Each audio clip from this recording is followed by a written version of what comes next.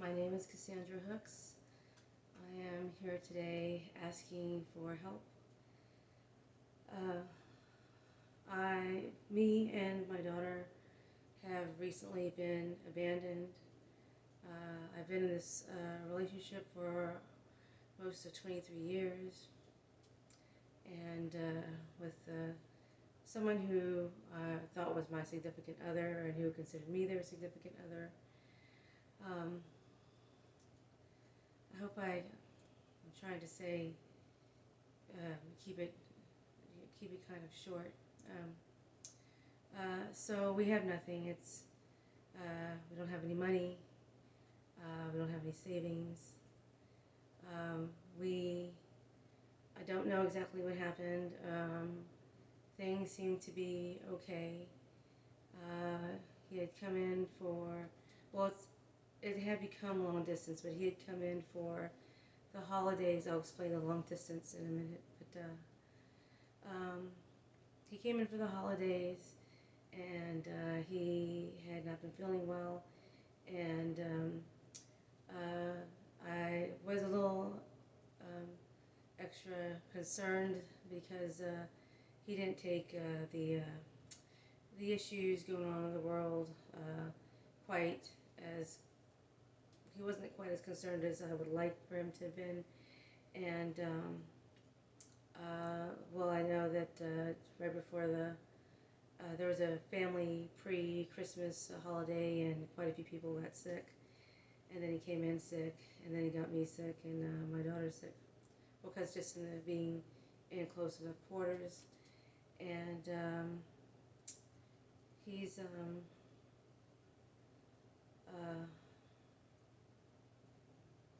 uh, so I gave him on the 24th. He didn't seem as bad, and I wanted to take my daughter to look at lights. He took us. We went for a drive, and it was very nice. He did seem to get a little bit worse after that. I gave him lots of supplements and OTC meds, and the same for my daughter and for myself. And it seemed like he got better sometimes he wasn't. Um, but other things seemed fairly normal. And we watched television, we laughed, we disagreed about different things. And it was there was a lot of pleasantries about it, besides being sick and besides being really worried about him being so sick, because I didn't want to lose him, obviously, and I didn't know what was going to happen for me and my daughter, because she's on medication that I think it hinders the immune system. Um, anyway, so um, he stayed till after New Year's, and he went back to where he lives in the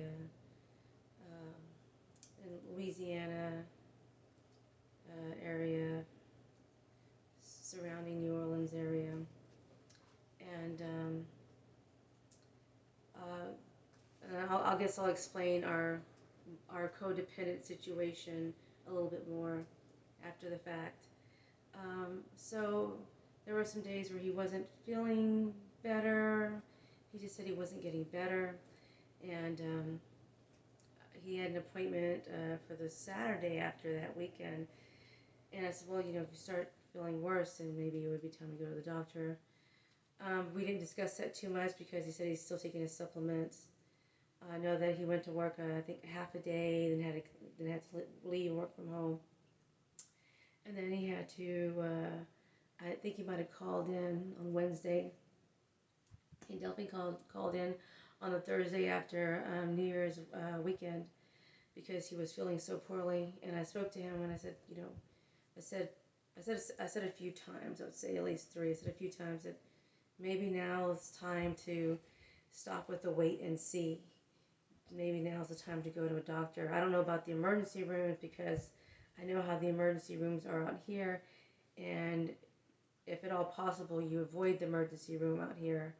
I have several family members that had such bad experiences with the emergency rooms. I myself have had bad experiences with the emergency room. Theirs was virus related. Mine was not. But theirs, it was such a bad experience that not all of them made it. And I didn't want that for him to go to the emergency room out here. We could go to a doctor, urgent care, or something. So he was. Um, we were. So finally, the time came. He said no. He's going to wait till his test, which would be a few days from then.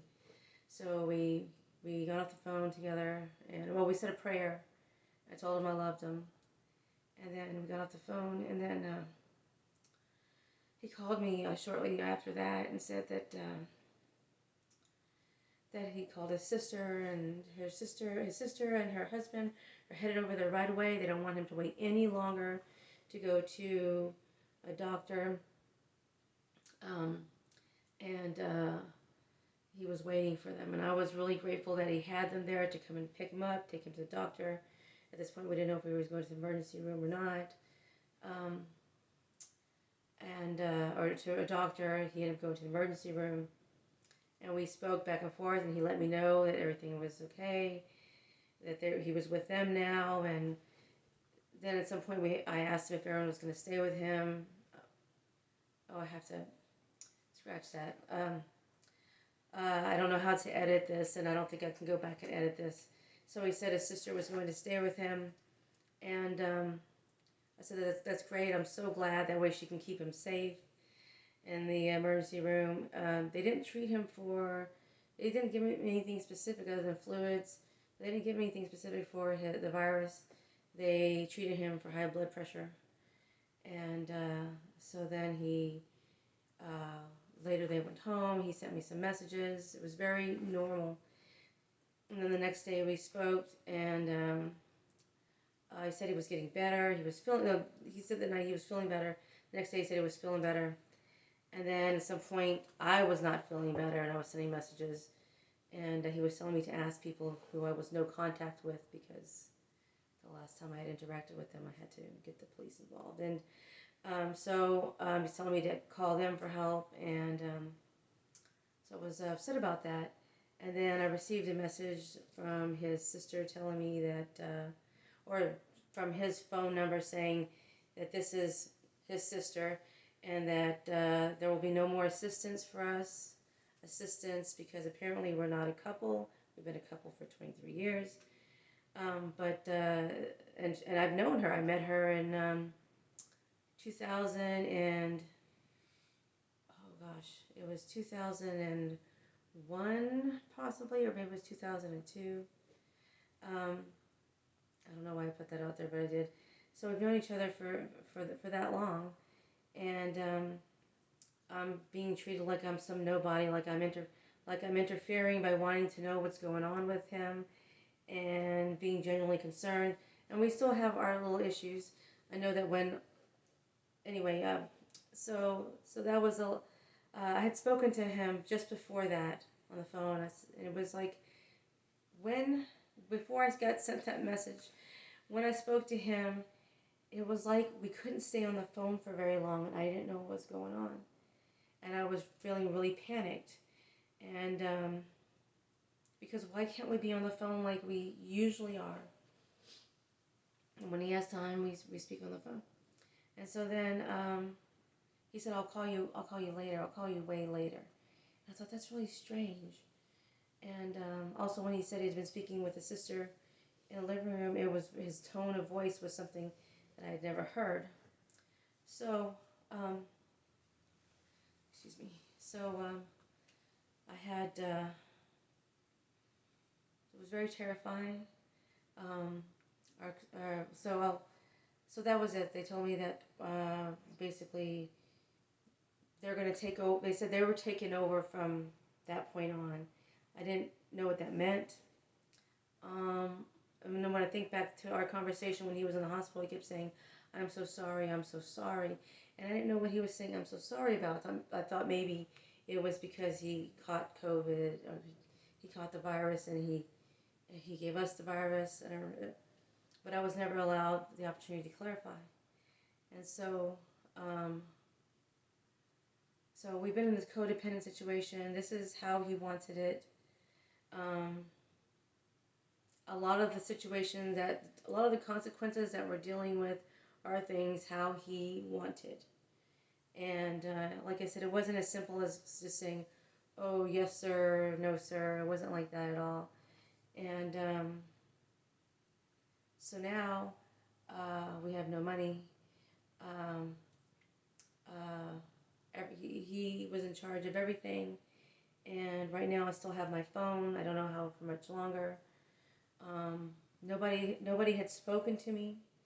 I had sent messages. Nobody contacted me after that. And so I started looking at phone numbers, trying to see if I could contact somebody. I mean, my genuine concern was his health also. I was like, what's going to happen to him? Is he going to survive? What's the story? Why won't anybody update me? Anyway, so I did get in contact with his daughter, who did graciously speak to me, graciously but reluctantly spoke to me. And it's all very strange because you would think that we were not a long-term relationship. So maybe he presented something else to them. I'm not sure. On my end, we were significant others. Anyway, so at this point, I didn't believe anything they were telling me. And she told me that, no, I will not be speaking to him again. I will not see him again. What is going on? It was all very shocking. It wasn't just shocking because we're dependent upon him. Me and my daughter, who has her mental health issues, and we have pets, and we have storages and things that we were supposed to be working on. We were supposed to be working on the storages, condensing them, selling some things, and getting that in order. We had some other things that we were taking care of here. It was very slow progress, but we were having progress, and it was just all very shocking what's going on. It's like I'm having a conversation with them about something, and they're having a conversation with me about something else. She said that you're not ever going to see him again, and you're talk to him again, and very terrifying, and a lot of crying, a lot of shock, because like I said, I don't have anyone to turn to. Even in conversation, he was my only person to talk to. And so I'm trying to find help, get whatever help I can get. I would really love to stay where I'm living right now. I would really love, it's not a fancy place or anything, it's a modest place, but it's a good place. And I would really love for us to be able to live here for at least another year until we can figure something out.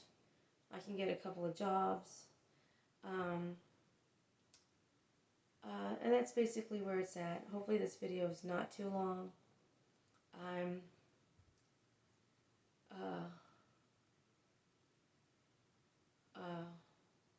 really don't know how to edit. Bless you, baby. It's okay. I don't know how to edit, so and if I keep redoing these videos, then I'll never get anything posted. So any help I can get, if you can share my story, and I would really, prayers, if you can send positive prayers our way, that would be amazing. If you can share our story, and I don't know what else I'm going to do with this video. I guess I could put it on YouTube. I'm specifically recording this video right now for GoFundMe. Any donations would be amazing, and I thank you ahead of time. Once again, my name is Cassandra Hooks, and I guess that's it. Even now, I'm in disbelief that he would do something like this to us.